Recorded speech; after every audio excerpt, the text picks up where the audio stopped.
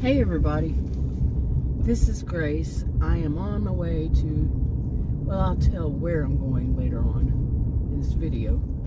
Hopefully it's all good.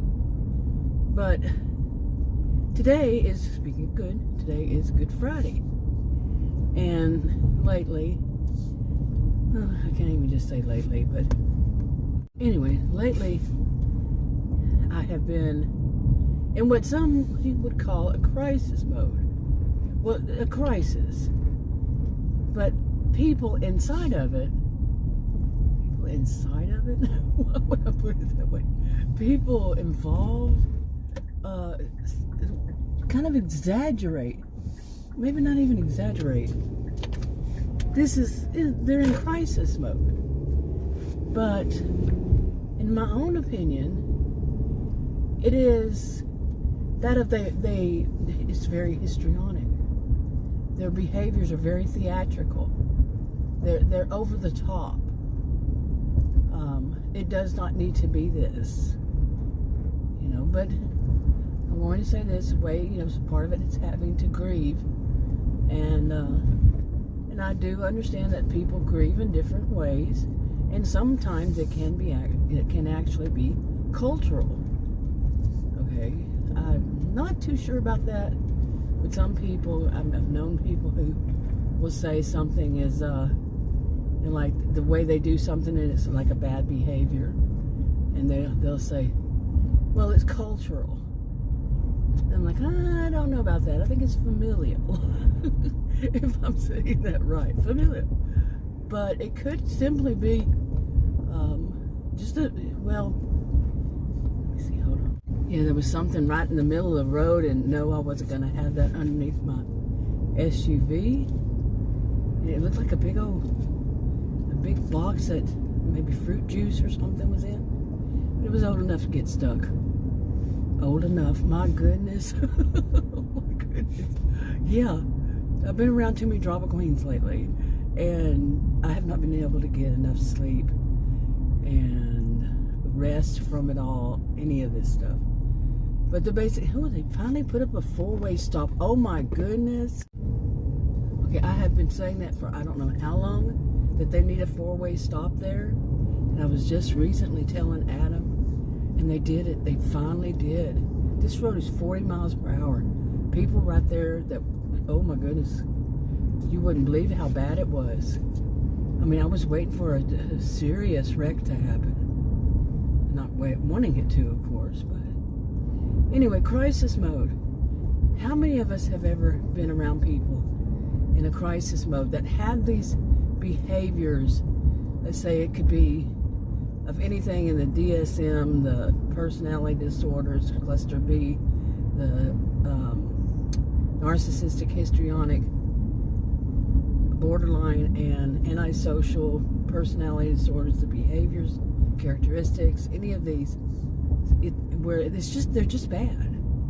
To put it in simple terms, they're just bad. Okay, maybe I won't mention where I was. Here it is, being in this crisis situation, and in the middle of, I can't say middle of it. It's hopefully the end of it. Everything's been snowballing, let me tell you. But I had to go to a certain place because somebody might have been doing some kind of fraud against me. Seriously. It's been unbelievable lately. Now me, as the person I am, people call me calm, cool, collected.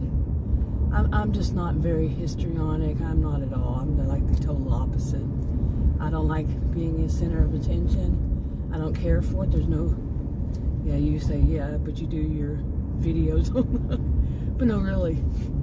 Mine is to vent. My video is to vent about being around so many people who are so theatrical. It's theatrical. It's, some of them are just very controlling. They want to boss everybody around. They want to have control over everybody. They want to have, something. And one of these, like I said, behaviors. I really like this. I really like this. bus that's four-way stop. But anyway, they're just, people are just so bad. And so, so I have always been the one person observing this. Seriously, since I was a child. And they said that about the fourth child in a family. I was the fourth child. And I read that in a book when I was young. Don't remember the book, of course. But anyway. But the fact of the matter is, it's been very dramatic because some of the people, not all, some of the people who in some way were involved or at least heard of it, about it. And one of the worst things about it was the grieving. Like I said, people around my age, you may have heard a stereotype about people. I don't know if it's usually stereotypes are negative. This one isn't negative.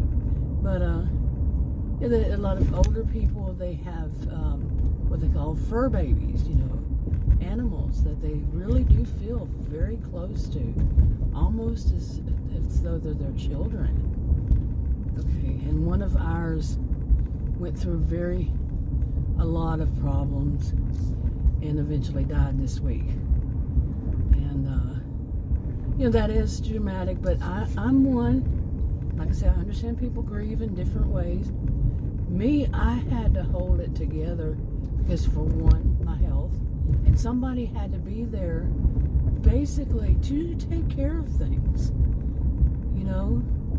and believe me, I know how that's not good. The same breath I could say that I know that it's not good for anybody to have to hold it in, their own grieving, their own feelings, in order to be the one to take care of, be the adult in the room. Okay, and especially when it's not just, it doesn't really matter, but on this part, but this went on for a while, and but I was the only adult in the room, really, seriously, that could take care of what needed to be taken care of. Now as for the rest, how many of us have been around people who are the histrionics, they could be the drama kings, drama queens, the mean girl, mean boys, adults. Okay, wait a minute. Did I finish what I was saying? I'm serious, I'm so tired. I'm not actually so tired now as far as sleepy. It's just, my goodness, what I've been through. Unbelievable. And I can't drink caffeine like the rest of the world. Pretty much, not everybody. You see the cows over there? One of my dogs, the one that's still alive, he loves going and wrangling these. We don't let him out, of course, to actually go do it, but he'll sit here and bark at him. He's a black lab Australian shepherd mix. Believe me, it must be in their genes. He comes out here and he has actually barked at them, and they come running, the dogs. Not the dogs, the cows. See, that's something I'm doing today. Apparently, it's my day to do that. But anyway, oh my goodness, I'm usually rambling, but this is ridiculous. But this crisis mode. Somebody gets in a crisis mode, they're not going to let you sleep. They're not going to let, wailing, saying, it's cultural. No, it's not cultural, it's you. At some point, when you start to realize people involved, different people, not just one, but they take advantage of situations where there's some kind of crisis, so they can be center of attention, at least for a moment, at least for that moment. And they exaggerate it. Oh my goodness, seriously, exaggeration.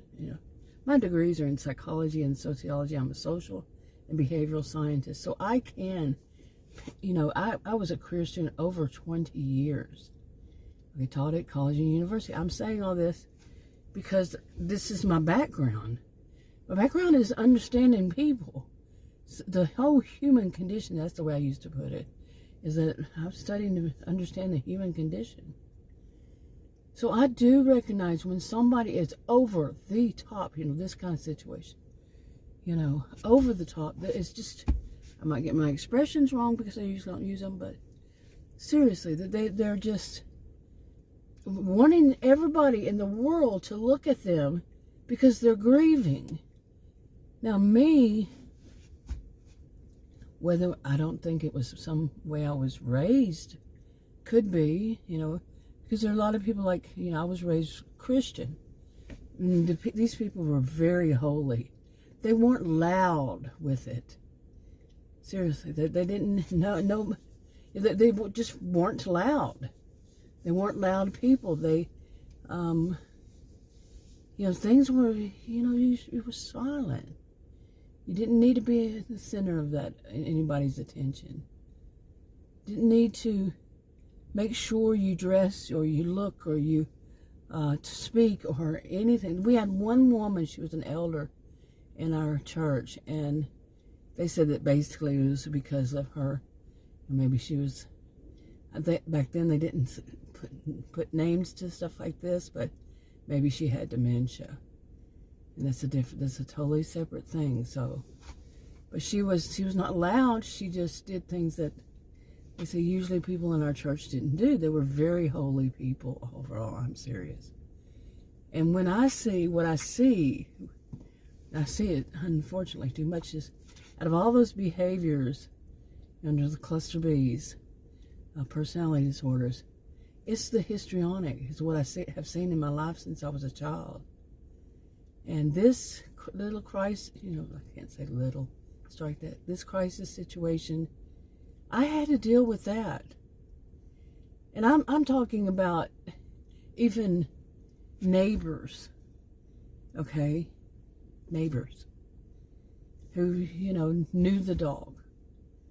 And I'm not saying that everything that went on was so, real bad, because when people are in a crisis situation, when they're in a situation that goes from crisis to where there is a death and they have to grieve, the whole process of people respond different. Like I said, cultural. Could be cultural differences. And I dealt with more than one culture. So, like I said, my degrees are in psychology and sociology. I studied cultures. Okay, so, yeah, but like I said, I'm more not wanting to say it's cultural as much as it is. Some of it could be more spiritual, religious. Like one said that she had been fasting for 3 days because that is part of her religion, to fast when there is an animal that is ill, and they fast. I cannot recall ever hearing that one myself, no. And I'm not quite sure. I wasn't the one it was told to, so. What is her religion? I would think that she's Catholic, but for some reason, more than one maybe, reason. But anyway, she was fasting, and like I said, more than one person. A few people were very, very on the outside involved, I guess. But anyway. Okay, now on top of all this, the situation I was just in, and I'll move on from there. But there was also my own situation, which was last month. I was diagnosed. The cardiologist there at the emergency room in a hospital called it heart failure. He did not call it congestive heart failure. He did not call it chronic heart failure. He called it heart failure. He said it's a big term. And scary term, harsh one. He said harsh one. He said, but don't get all too much. It's more. And then what he was saying after that was basically that it's a warning to me. And so did the follow-up cardiologist. He said the same thing.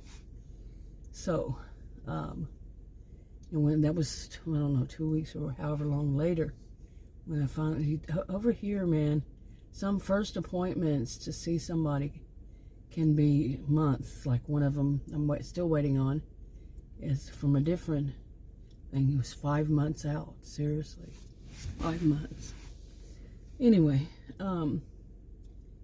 So I have all this health. I wound up in the hospital this week, the day after the dog died. And it was because I had, they told me go to this particular hospital because of my heart failure, to go to this particular one. The woman there, she said, no, you don't really want to do that. She said, forget what they told you. And I said, well, you know, she said, if you might need to go there. I said, well, the thing is, I wouldn't know if that's associated or not. And I don't know that if it's associated or not. What was wrong with me? As it turned out, nothing is. They kept me there 5 hours, did a CT, did all blood work and everything. They said nothing's wrong. I got results of the blood work. I can tell you, I can look at it and there's got to be something wrong. Yeah, pattern. But they were real busy. Anyway, but she said, but the first one was, I guess she was the nurse. I don't know. And basically said, don't, you know, like one of the biggest problems was not only did I have some congestion, that's what they told me to call it, that they being the triage nurses, and they said if I have any kind of feeling, you know, around my heart to come, you know, to go there, because the congestive heart failure was diagnosed there, not congestive. But it says on the what do they call them, discharge papers from that time, I think it says chronic, and then in parentheses it says congestive. It's not what the doctors say. So, or maybe it's it is the exit pages, whatever they call it when it's at a doctor's office. They do that anyway. But the second thing was that my back was awful. And Adam has a real bad backache too. And we both said, did we pull something during all this? Did we move something? Did we, you know, pull something, just pulled it? You know, what was it? Because our backaches were around the same time and like in the same area of our body. But see, mine, it was also like, it was around the kidneys. Let's just put it that way. And being around my kidneys, I'm seeing a nephrologist soon. See if there's anything wrong with that. But that whole area is not good for me to have, like, just the pain would just grab me right there, like on one side especially. And that's why they did the CT. It was on one side. And just like something was being squeezed and just, that's the only way I can describe it.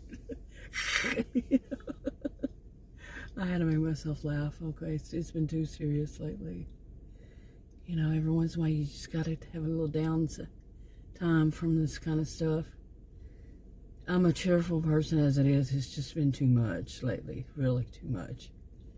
And anyway, that it was kind of, I don't want to say like all of a sudden my muscle would pull, but something was just, you know, like being squeezed in my back on the right side. And they did, like I said, did CTs, nothing. Said everything is just as it has been for me, which is not good, not perfect. It's not, well, it's not so far. But I said, wow, that's just amazing. And she said there was absolutely nothing in my chest. Well, I was hearing it, okay? So where's it coming from then? Yeah, because that's where it felt it, all that. So I don't know. But in the middle of it, I'm having, like, I had to stop my physical therapy. Like right now, I cannot imagine me doing physical therapy. Plus, one of them had said that I could only do 30 minutes of exercise and 5 days a week. The physical therapy is an hour.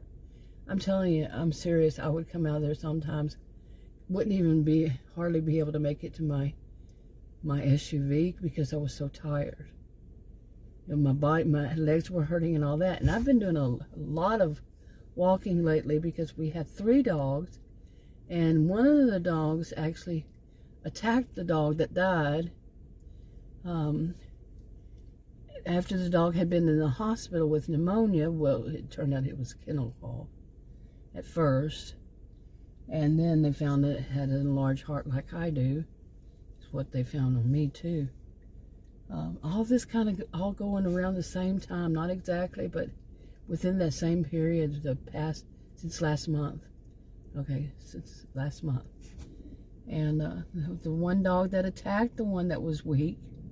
Then we have the new girl dog, the rescue dog. They've all been rescued, and different times. And the new rescue dog, we don't know her. We had to get her all shots and everything, and then we put her in a pet hotel for a couple nights because that's when the other one died. We didn't know it at the time that he was going to expire, But so we put her in, or did we? So much going on. But she came out 2 days. She stayed there 2 nights. Adam went and picked her up, and he said that 3 times while he was walking her just through the store to get out, she was coughing, dry coughing.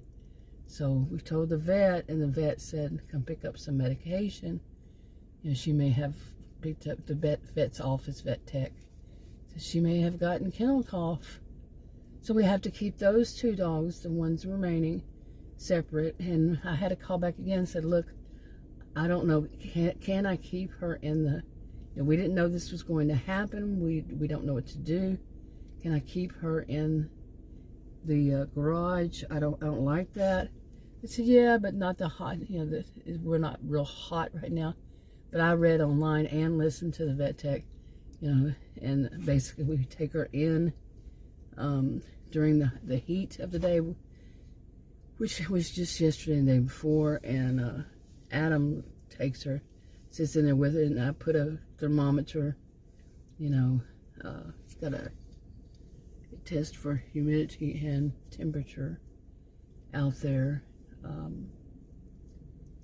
And I know what to watch for and all that, and so far so good. So I got their permission, called them, told them everything, and they said this is what we suggest you do.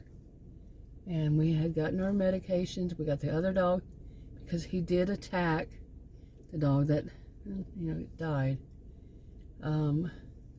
They explained why. I explained to them. I told Adam this, that this dog is going to attack. You've got to watch it because we got that girl dog. While that dog that died was in the pet hospital and that dog got used to the girl dog and became territorial over her. Okay, that's the short version. And the vet's tech, she agreed with me, and so did the other one. They agreed, yeah, that's probably what happened. And then he saw that the older dog saw that the other one that was ill was weak and attacked. And now I had kept them separate, but Adam had let the older dog off his leash, and wow, man, it was bad. It was real bad. And so all of it's just been like really snowballing with all these. But on top of all that, I'm dealing with my own health, and like the vet tech said, I wound up telling them because I was having to be, the person who was taking care of things, and they saw this, that I was the person, and they saw the difference between just even Adam and I. Okay, and that somebody had to take care of things. They needed somebody to do this or to sign this or to make this decision, and I had to be the one to do it. So, and on top of it, and I told him, I said, sorry, but, I have to leave. I'm dealing with congestive heart failure. They said, oh yeah, we understand. You have to keep yourself calm and stuff like that. Now, I'm not a person to be real, like I said, real histrionic about things. I have to be. I had to be since I was a child. You know, the grown-up in the room as a child. I'm leaving out, going stream of consciousness here and leaving out a bunch of stuff.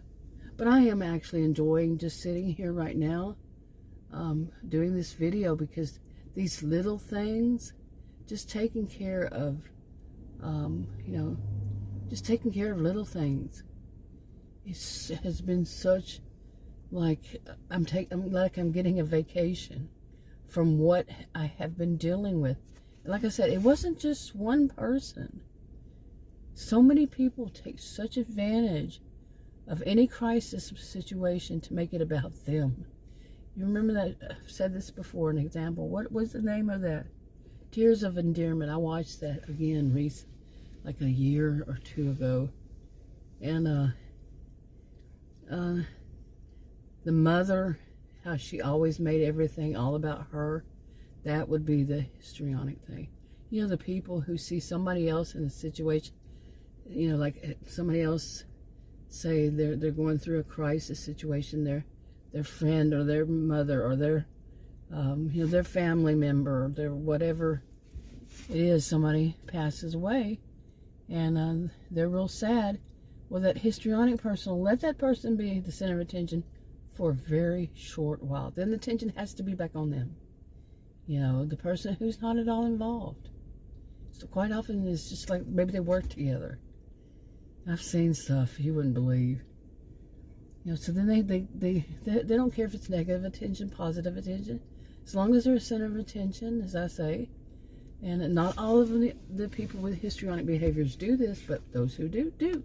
That's what I'm talking about. The ones who do, and this is what they do. You know, they have to have that, to be that center of attention. You know, all the attention. And anybody who says anything bad about it, they're just haters. That's how they basically put it. They're just haters. That's it. They don't have a life. You know, they'll go on from there. Oh, they just don't have a life, and so they have to take their anger out on other people. You see, it's always somebody else. Now, they're only supposed to get the good. Some would say that's narcissistic. Yeah, well, read histrionic behaviors. So anyway. Okay, but anyway, during all of this, like I'm saying, so many things come up. But this is the story of my life. And like I said, I am not one to exaggerate. You know, the people who are more histrionic would be, you know, oh, this is the story of my life. That kind of thing. Me, I'm just stating like a fact. This is the story of my life. I mean, I was born into this kind of thing. The people around me, you know, I don't like to say this because I'm not saying that every mother or every parent would be like this, but I was born, my mother suffered from, they didn't talk about this kind of stuff back then, or diagnosed it even. Not much, not where I grew up at least, but postpartum depression. And she hid knives from herself. Okay, and believe me, my family told me many times, ever since I was old enough to understand it, apparently, or remember, that she did that so she wouldn't use them on me. And I'm serious, as an adult, she would still do it because of me. How dare I be born? How dare me for being born so early, after my sister before, you know, that was just older. She was only 15 months old when I was born. I had nothing to do with that. But I've spent a lifetime with people whose thoughts patterns, you know, around this whole situation were not normal. And somehow, I actually heard my mother tell her mother when I was a child, a young child, that whole thing, that I was born and ruined that sister's childhood. That I ruined that sister's childhood because I was born when I was. And the way she said it, the words she used, I can't remember. But I knew, I'm like, she's blaming me for being born? I was a very logical kid. It had to be, you know. So anyway, I'm just kind of, like I say, I use my videos to vent, and this has brought up some lots of bad memories of people who are just very illogical, people who are very histrionic. The way they respond to things is just to get attention. And during all this while, like I told Adam, so I haven't had a chance to grieve, and I kept telling him he was over the top. It was his, he said, this was my baby, this is my favorite. I love my dog so much, Well, then you shouldn't have made such bad decisions, and it is that.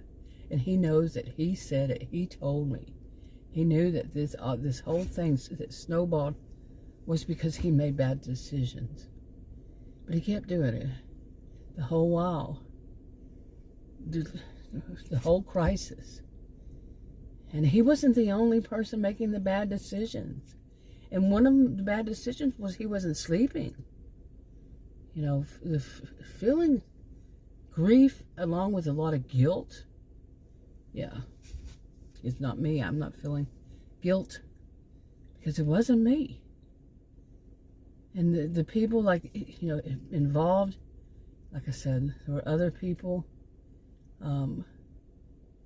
All of it, yeah, there was some guilt for all of them too. And a lot of people, they don't want to. Adam actually told me just yesterday, I think it was, I had said something that was not intentional, but he took it that way, a certain way. He says, you're not going to make me feel guilt. I looked at him, he didn't say anything. That wasn't it. And he was just feeling it. And I said, do you remember what I told you about people who don't experience, who don't want to feel, or they don't feel remorse, guilt, or shame? But all along, like I said, he kept telling me, he made the wrong decisions. He should listen to me. But then he'd go back and forth. And I was dealing with that. I was dealing with him not sleeping. And he would wake me up because he couldn't sleep and say that he needs to talk. He just needs to talk for around a week. Okay, I have congestive heart failure. And I'm still trying to get my mind wrapped around that, but I couldn't because of the dog situation, Adam, other people involved, all this stuff. I at one point said, okay, I'm just going to have to pack up and go stay somewhere in a hotel or something. At one point I really thought that because I wasn't getting sleep and I knew I had to have, like I said, I wound up in the hospital with this terrible whatever it was. It still does it. So all of a sudden my back will pull, whatever, I call it pull, but it's like crunch more. And, okay, I don't know why you have to take your half out of the middle of the road, but you need to get over. Thank you. That's the only reason I don't like parking here, is because people fly down the speed limit's 30. Anywhere here, the speed limit is 30. In this my whole neighborhood. But people will drive 60 quite often, seriously. I have plenty of videos made in my neighborhood where that can be seen. So, anyway, I think this is probably really long, but it feels good. I'm serious. It feels good to be away from my home. And it's still dramatic because of those two dogs trying to keep them separated. So the girl, she doesn't give the other one kennel cough, and they said 8 to 10 weeks to keep them separated, but Adam says there's no way he can do that. And I'm saying, I'm just telling you what they said. He had me call them. I said, you need to handle this yourself. Don't call them. I just had too much. Anyway, wrapping up. I'll talk to you on another video. Bye.